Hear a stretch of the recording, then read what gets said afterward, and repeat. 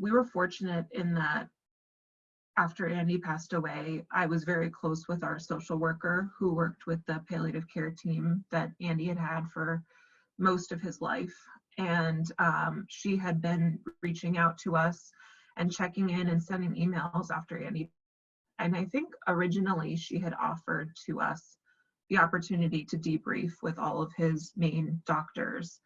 And originally I was not feeling ready for that. I didn't see the point in it really.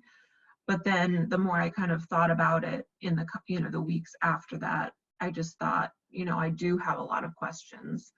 And what was really difficult about Andy's actual death for me and my husband both is that even though we knew he was dying, because every other time we'd gotten to this point, unfortunately we had a lot of scares in the past where we thought he might be dying, he'd always come through. And so this time we also thought and he was doing fairly well, during this hospitalization, he was kind of on an upward trend that we were confident that, okay, we just got to get over this hump and he'll come home with us. And obviously that didn't happen.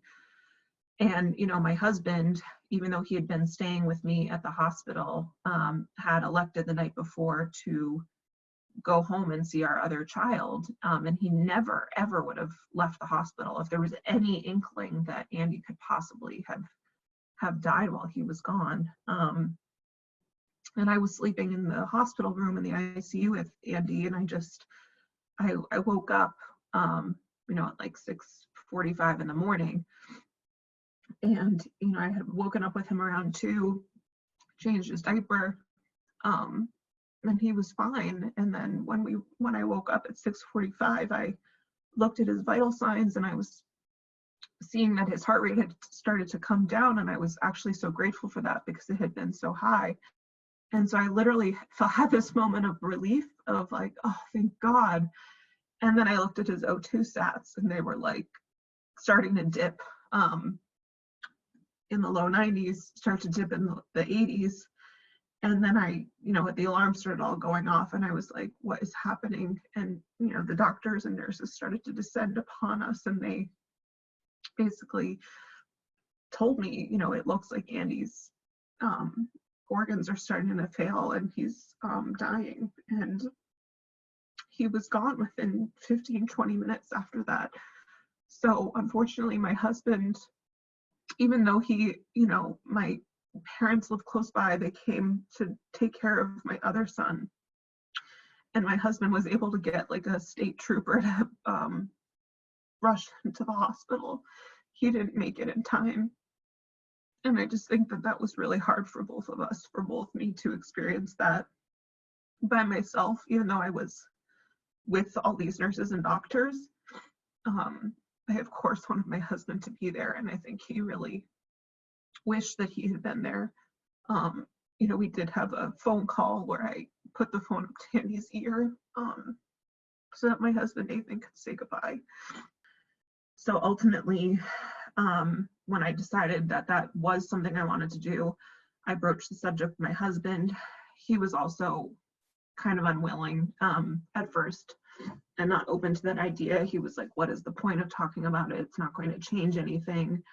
But I told him, at least for me, I said it would really help me if you came with me to the hospital. So he came with me and I had come up with a list that I'd been keeping track of, I think on my phone, and came up with this list of questions that I had wanted answered. And, the social worker had coordinated all these schedules. There was his palliative care team, his cardiologist, pulmonologist, the ICU attending, more people that I'm forgetting. And we were just in a conference room in the family center at Boston Children's. And, they spoke to us for about an hour and I was able to answer all my questions. And my husband too was able to answer questions, some of which that I didn't know that he had felt. And after we left that meeting, my husband basically expressed to me that he was so grateful that he came with me and had that opportunity to ask those questions.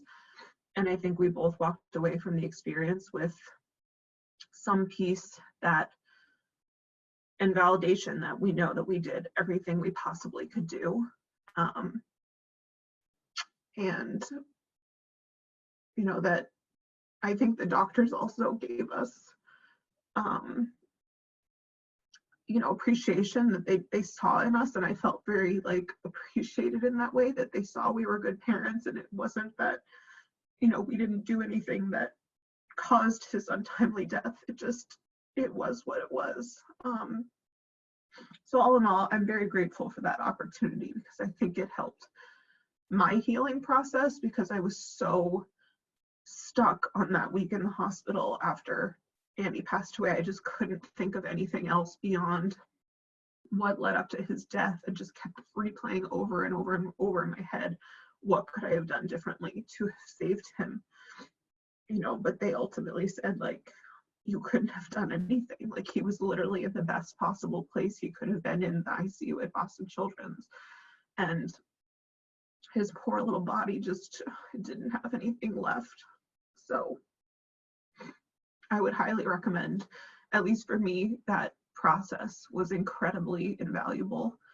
And I'm very grateful that they had offered that to us, with also not pushing it. And I kind of came to my own terms as to when I was ready to have that conversation.